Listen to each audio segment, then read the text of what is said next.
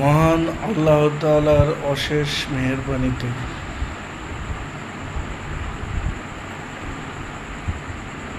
সকল নবীদের শ্রেষ্ঠ নবী আল্লাহ তাআলার প্রিয় বান্দা ও রাসূল হযরত মুহাম্মদ সাল্লাল্লাহু আলাইহি সাল্লামের উম্মত হতে পেরে নিজেকে ধন্য মনে করতেছে।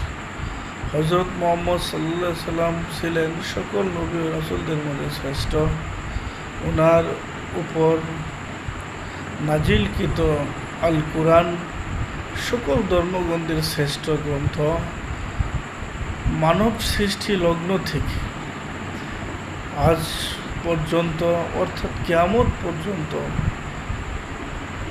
যত মানুষ আসবেন, জীবনযাপন করবেন, আল্লাহ তাআলার ডাকে আবার তাদের শেষ হয়ে যাবে, নিঃশেষ হয়ে যাবে।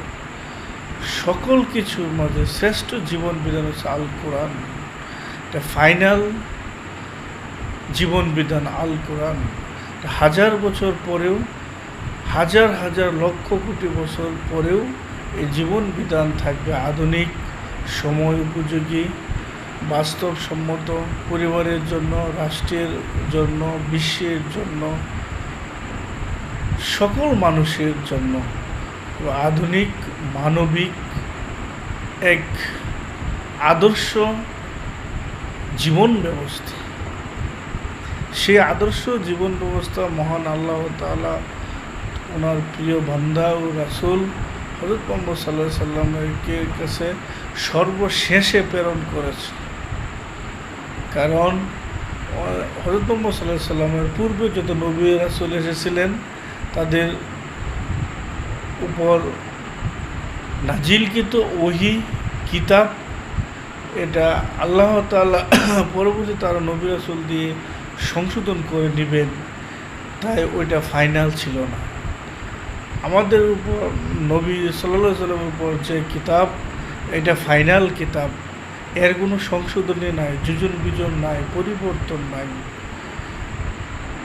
তাই ফাইনাল কিতাব হযরত মুহাম্মদ সাল্লাল্লাহু আলাইহি সাল্লামের কাছে অবতীর্ণ করেছেন, যেহেতু এরপরে আর কোনো নবী রাসূল আসবেন না।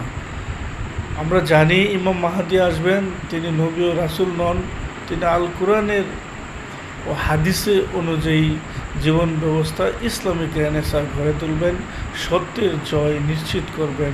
আমরা আরও জানি ঈসা আলাইহিস সালাম একজন শ্রেষ্ঠ নবী ও রাসূল ছিলেন, তিনিও আবার আসবেন, তিনিও হযরত মুহাম্মদ সাল্লাল্লাহু আলাইহি সাল্লামের বান্দা হিসাবে, হযরত মুহাম্মদ সাল্লাল্লাহু আলাইহি সাল্লামের উম্মত হিসাবে আসবেন এবং কুরআন ও সুন্নাহর আলোকে তিনি পৃথিবীতে শান্তি কায়েম করবেন এবং কুরআন ও সুন্নাহর আলোকে তিনি জীবনযাপন করবেন এবং ইসলাম এই ধর্ম, প্রাচীন ধর্ম, মানুষ সৃষ্টি থেকে যে ধর্ম, এই ধর্মের জয় জয়গার করবেন। মহান আল্লাহ তাআলা সকলকে এই সত্য মানার তৌফিক দান করুক, আমিন।